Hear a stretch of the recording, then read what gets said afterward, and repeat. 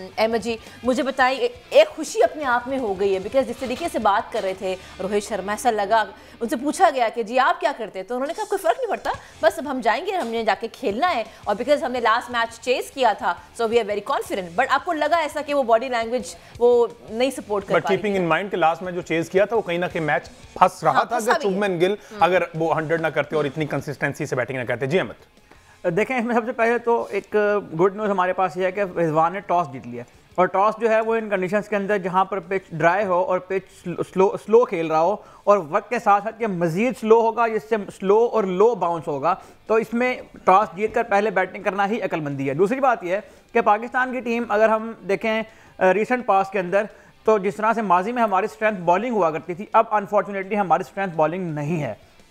तो 2 हिस्सों का मैच है, 100 ओवर का मैच है ये, जो ओडीआई का एक दिन अगर उसको आप 2 हिस्सों में से डिवाइड करो तो ये 100 ओवर्स का मैच है। उनमें जो पहले 50 ओवर हैं, टॉस जीतने वाली टीम हमेशा अपनी स्ट्रेंथ का मुजाहरा करती है उन 50 ओवर्स के अंदर। तो मोहम्मद रिजवान का ये फैसला यकीनन कहीं ना कहीं इस बात को भी इंडिकेट करता है कि पाकिस्तान की जो वल्नरेबिलिटी है बॉलिंग के अंदर और खास तौर पर डेथ बॉलिंग के अंदर, उसकी वजह से मोहम्मद रिजवान ने ये चूज किया कि वो एक रन टोटल जो है वो उनके सामने रखें और चेजिंग टारगेट का जो प्रेशर है इस पिच के ऊपर वो जाहिर है कहीं ना कहीं फंसाएगा इंडिया की टीम को। तो टॉस जीतना बहुत खुशाइंद है पाकिस्तान की टीम को। अब इस पिच के ऊपर कम से कम 270 रन पोस्ट करने हैं। 270 would be a great total इस पिच के ऊपर अगर हम इस पिच का बिहेवियर देखें रिसेंट मैचेस के अंदर भी, और जो हिस्ट्री है दुबई की वो भी हमें ये बताती है। अच्छा, प्लेइंग 11 की बात की जाए तो पाकिस्तान को ऑब्वियसली एक चेंज तो करना पड़ना था। फखर जमान आउट हुए पूरे टूर्नामेंट से, इमामुल हक इन हुए। इमामुल हक पे काफी हद तक प्रेशर भी होगा क्योंकि अब एक अरसा दराज खेले हैं, लेकिन उस तरह की स्पेशल गेम में उनको वापस अचानक से लेके आना, मेंटली प्रिपेयर नहीं होता एक प्लेयर।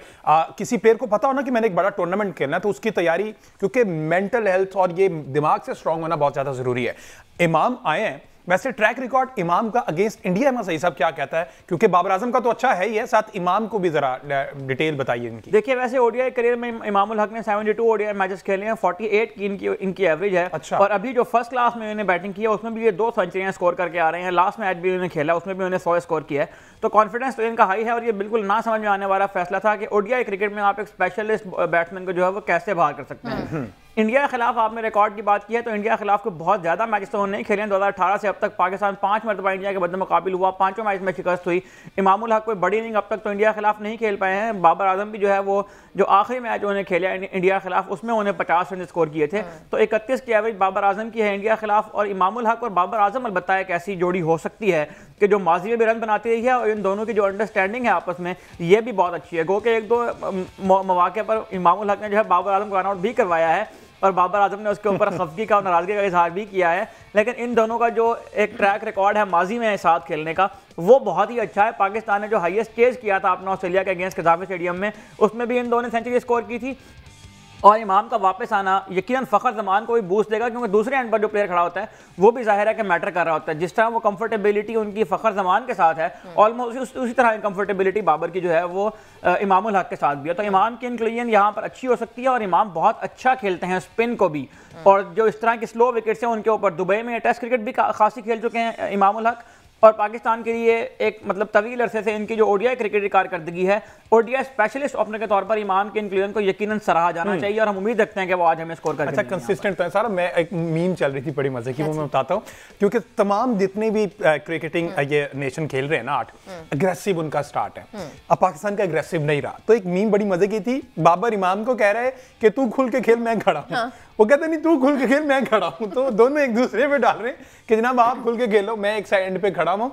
तो ये खासा मुश्किल होने वाला, लेकिन अगर प्रॉपर वो नहीं होता, वो कैमरे में भी एक कैमरे में और एडिटिंग में भी एक ऑप्शन होता है स्लोमो का, तो पाकिस्तान का जो ओपनिंग स्टैंड है वो वैसे खेल रहे हैं। वैसे आपने ये बात मेरा ख्याल है कि आपने अगेन फन क्रिएट करने के लिए, लेकिन यकीनन जाहिर है एक मेथड होता है क्रिकेट का, ओडीआई क्रिकेट का 50 ओवर खेलने का मेथड होता है। हर जो ओपनिंग कॉम्बिनेशन होता है या जिस तरह से पार्टनरशिप लगती है, एक बैट्समैन दूसरे बैट्समैन को अकम्प्लिश ही कर रहा होता है। जो लास्ट मैच आपने देखा उसमें शुभमन गिल ने 100 गेंदें खेलने के बाद 65 रन स्कोर किए क्योंकि उस वक्त वो जरूरत थी और शुभमन गिल और रोहित शर्मा का आपने जिस तरह से पहले कहा, आपने खुद भी ये बात की, रोहित शर्मा फिर भी अपने अंदाज में खेलते हैं क्योंकि रोहित शर्मा का एक सर्टेन प्लेइंग स्टाइल है। तो जिस प्लेयर का एक बाबर आजम का प्लेइंग स्टाइल ये नहीं है कि बाबर आजम आए और ऑन स्लॉट करे, बाबर आजम आए वो स्लॉग शॉट मारे, बाबर आजम आए और वो रिवर्स स्कूप मारे, बाबर आजम का ये स्टाइल नहीं है, फखर जमान का ये स्टाइल है।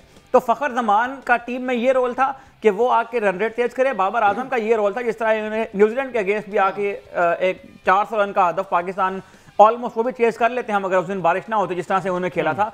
तो हर प्लेयर का एक रोल होता है। अनफॉर्चुनेटली बाबर का रोल जो है वो नंबर 3 पे था। ओडीआई क्रिकेट में बाबर आजम ने जितनी परफॉर्मेंसेस दी हैं वो नंबर 3 पर दी हैं। 60 की उनकी बैटिंग एवरेज है नंबर 3 के ऊपर। तो आप ये देखें कि जो बाबर आजम के साथ, और ये जो हमने इसके ऊपर पहले भी काफी बात की थी कि जब इन्होंने बाबर को वनडन खिलाया था तो साथ ये दलील दी थी कि सचिन तेंदुलकर जो है वो इंडिया के लिए खेलते हैं तो आप भी खेलें। तो जिस तरह से बाबर आजम का ब्रॉटअप जिस कल्चर में हुआ है, सचिन का ब्रॉटअप उस कल्चर में नहीं हुआ। सचिन के साथ खेलने वाले प्लेयर वो नहीं है जो बाबर के साथ खेलने वाले प्लेयर हैं। तो आपकी टीम का जो सबसे स्टेबल प्लेयर था उसको आपने उसकी जगह से हिलाकर ओपनिंग में डाल दिया, और अब वो वहां पर यकीनन स्ट्रगल करेगा, क्योंकि उसके इर्द गिर्द जो कल्चर है, उसके इर्द गिर्द जो प्लेयर है वो उसको अकॉम्प्लिश नहीं कर पा रहे हैं। तो हर प्लेयर का एक सर्टेन रोल होता है, उस प्लेयर के मुताबिक ही उसको डिस्कस भी किया जाना चाहिए और यही उससे एक्सपेक्ट भी किया जाना चाहिए। उससे एक्सपेक्ट किया जाना चाहिए। लेकिन जैसे हमने पहले भी कहा कि न्यूजीलैंड के खिलाफ हम जो खेल रहे थे, हम खेलते खेलते हार गए। उस दिन जो डॉट बॉल्स थी, 52 dot balls were actually played by Babar Azam. तो of course he has his style, लेकिन चूंकि वो अपनी पोजीशन पे नहीं खेल रहे थे, so he was unable to being himself. But having said that, हम बाबर की बात करें, इमाम की बात करें, सामने मोहम्मद शामी है, नए बॉल के साथ वो आते हैं। तो अब इनको क्या टेक्निकलिटीज का ख्याल रखना होगा अहमद, अगर मैं आपसे पूछूं, ताकि वो आउट ना हो सके उन शॉट्स पे जिन पे अमूमन तौर पे दोनों आउट हो जाते हैं? अच्छा, उससे पहले थोड़ा सा मुझे अहमद ये भी बता दीजिएगा, इस पर तो हम डेफिनेटली बात करते हैं,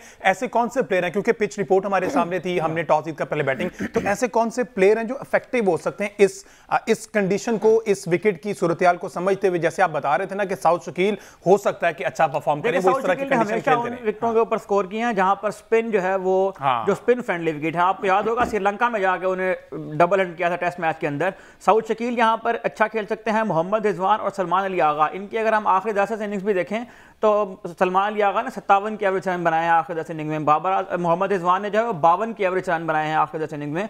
और इन दोनों की जो अभी जो हमने हाईएस्ट चेज किया था कराची के अंदर साउथ अफ्रीका के अगेंस्ट, उसमें भी स्पिनर्स को उन्होंने बहुत अच्छा खेला था और साउथ अफ्रीका के 3 स्पिनर्स मिलकर कोई विकेट नहीं ले पाए थे। उसकी वजह ये थी कि ये 2 बैट्समैन ऐसे हैं जो स्पिन को बहुत ही अच्छा खेलते हैं, कदमों का इस्तेमाल बहुत अच्छा करते हैं, और जो अकॉर्डिंग टू सिचुएशन, जिस तरह देखें फिंगर स्पिनर के अगेंस्ट खेलने का मेथड और होता है, इसी तरह जो कुलदीप यादव टाइप स्पिनर जो बॉल को अंदर मूव करते हैं उनके अगेंस्ट खेलने का, और मोहम्मद रिजवान एक ऐसे प्लेयर हैं कि जो इन दोनों तरह की कंडीशंस के अंदर बहुत अच्छा परफॉर्म करने की सलाहियत रखते हैं। बाबर आजम जो है वो उस बॉल के ऊपर स्ट्रगल कर रहे हैं जो स्पिन होकर अंदर को आता है। तो बाबर आजम की स्ट्रगल यकीनन यहाँ पर है। इसलिए आज का जो मैच है उसमें मैं अगर आपके सामने 3 या 4 नाम रखूं इस कंडीशन, तो यकीनन इमामुल हक एक स्टेबल बैट्समैन है आपके।